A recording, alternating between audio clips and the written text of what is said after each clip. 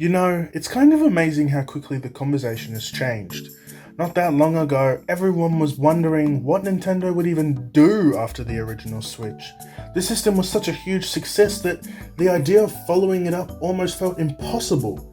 How do you replace something that worked for nearly everyone? And yet, here we are. And honestly, the Switch 2 already feels like a success. Not someday if things go well, it already feels like it's working now. And I think that feeling comes from something deeper than just sales numbers or launch hype. It comes from momentum, and Nintendo has a lot right now. One of the biggest differences between the Switch 2 and past Nintendo launches is that this system didn't start from zero. When the Wii U launched, Nintendo was rebuilding trust. When the 3DS launched, it had to recover after a slow start. Even the original Switch had uncertainty surrounding it. People liked the idea, but nobody knew if it would truly catch on. Switch 2 doesn't have that problem. Nintendo entered this generation from a position of strength. The Switch brand is understood. Players already knew what the hybrid gaming meant. Developers understand the audience. The ecosystem already exists. Instead of explaining a strange new concept, Nintendo is building on something people already love, and that makes a huge difference. There's comfort in familiarity, but also excitement in the improvements. The reason the system already feels successful is because it doesn't feel risky in the way past Nintendo's hardware sometimes did. The Wii was bold but confusing at first. The Wii U struggled because people didn't fully understand what it was, and the DS looked strange when it was first revealed. Switch 2, on the other hand, feels clear. It's just the next natural step. Stronger hardware, smoother performance, more ambitious versions of the kinds of games people already associate with Nintendo. It respects what worked before instead of throwing everything away for the sake of novelty and newness. And that clarity matters. Players know what they're buying. Developers know what they're building for. There's no learning curve in understanding the idea of the system itself. Nintendo isn't asking players to take a leap of faith this time. They're just offering confidence. Now, something interesting has happened with the early lineup. Some people expected massive, earth-shaking releases immediately, the kind of once-in-a-generation titles that define an entire console overnight. And while those huge flagship games are still likely coming, the games we have seen so far tell a different story. They show stability. The releases feel polished, complete, comfortable on the hardware. They demonstrate that Nintendo and its partners understand how to work with the system right away.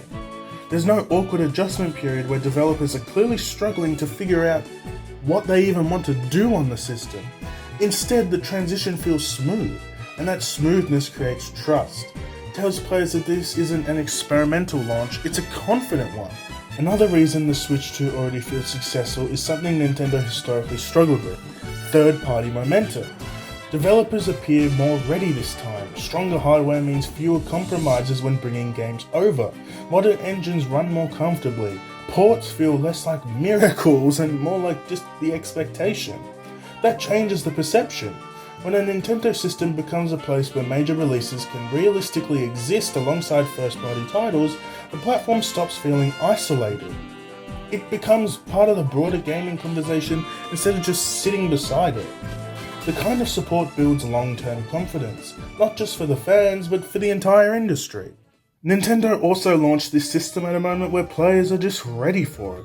The original Switch had a long, good life. People loved it, but many players had begun to feel its technical limits. Its age, the low frame rates, resolution, and performance gaps were becoming more noticeable as games grew more ambitious. Switch 2 arrived not just as a replacement that people were unsure about, but as an upgrade people were already hoping for.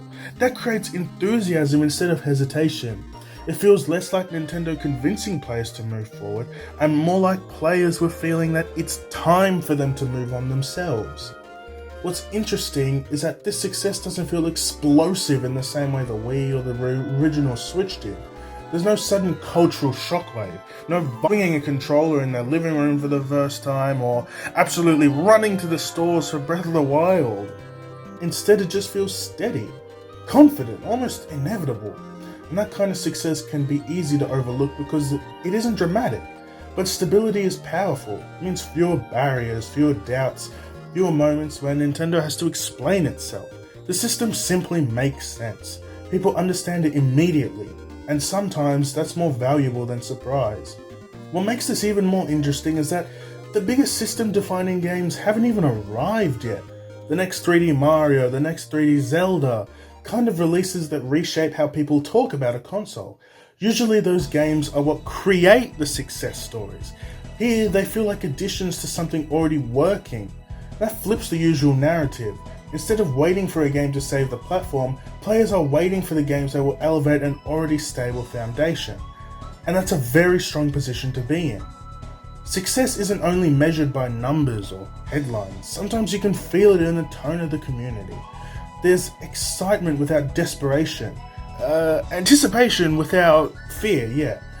People aren't asking whether Nintendo made the right move, they're wondering what comes next. That shift in conversation says a lot, because the fans stop worrying about survival and start speculating about the possibilities. Console has already crossed an important threshold. It has earned confidence. Maybe the best way to describe the Switch 2 right now is, it doesn't feel like a risky beginning, it feels like a chapter 2 of a story that never really lost momentum. Nintendo didn't need to reinvent itself this time, it needed to carry forward what worked, strengthen it, and create space for the next wave of creativity to arrive naturally.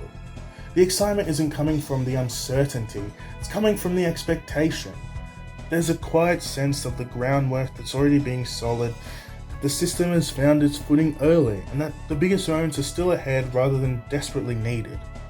And when a console launches with that kind of confidence behind it, success stops feeling like a possibility. It starts feeling like the default outcome. But what do you think? Do you think all of what I said are just completely wrong? Do you feel like the Switch 2 is failing and that Nintendo is doomed?